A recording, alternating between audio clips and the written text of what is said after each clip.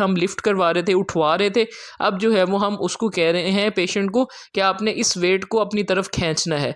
यानी कि पहले जो था वो थोड़ा सा ज़रा मुश्किल काम था, अब हमने थोड़ा सा ज़रा आसान किया है। यानी कि ये जो बाजू बिल्कुल टाइट होकर अंदर जिस्म के घुसता जा रहा है, इसको स्ट्रेच देकर खोलने के लिए हमने जो है वो इस तरह से ये एक्सरसाइज इनको करवाई है। इसके अंदर क्या है कि हमने वेट जो है वो इनके जो है वो बाजू के ऊपर डाला है, यानी कि थोड़ा सा वेट डाला है। अब हमने इनको कहा कि इसकी रेपिटेटिव मूवमेंट्स करें, यानी कि इसको बार बार आप मूव करें।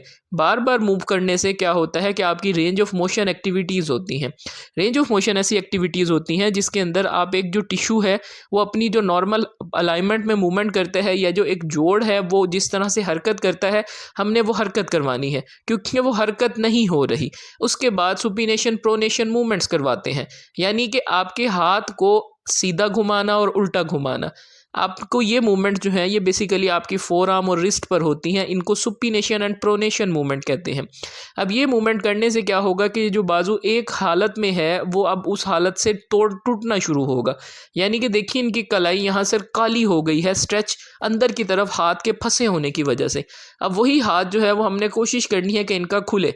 अब देखिए कि किस तरह से इनका हाथ जो है वो पहले बहुत ज़्यादा टाइट था, ये रेपिटेटिव एक्सरसाइजेस करने से अब वो आहिस्ता आहिस्ता मूव कर रहा है। देखिए कि इनकी रिस्ट वाली जगह पर कितनी हद तक जो है वो कॉन्ट्रैक्चर डेवलप हो गया था कि वो जो हाथ है वो बिल्कुल कट्ठा होता जा रहा था। अब हमने उस हाथ को थोड़ा सा ज़रा स्ट्रेच देकर खोलने की कोशिश करनी है, क्योंकि जितना उसको स्ट्रेच देंगे वो अपनी पोजीशन छोड़ेगा, जहाँ पर वो सख्त हुआ है वहाँ से वो नरम होगा।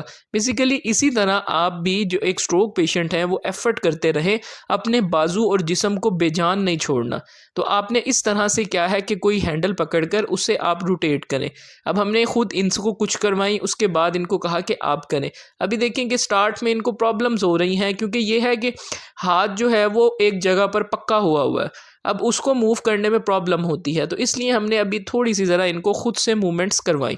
इसके अंदर क्या है कि इनकी जो एक प्रॉपर पैटर्न बन जाता है स्पास्टिसिटी का, वो पैटर्न टूटता है, वो ब्रेक होता है और बाजू हरकत करना शुरू करता है।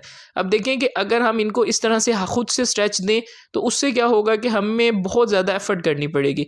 जब हम मशीन्स और इस तरह के इक्विपमेंट का यूज़ करते हैं तो इससे क्या है कि हम आसानी से स्ट्रेच दे सकते हैं।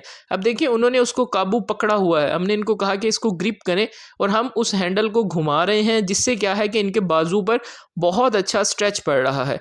यही स्ट्रेच हमने इनके टेंडन्स और इनके जो लिगामेंट्स हैं और मसल्स हैं उनको बेहतर करने के लिए करवाना होता है। अब इस तरह से क्या है कि आप भी घर पर ये एक्सरसाइजेज देखकर कर सकते हैं। बेसिकली ये इफ़ेक्टिव एक्सरसाइजेज होती हैं जो कि आप देखें अगर इस तरीके से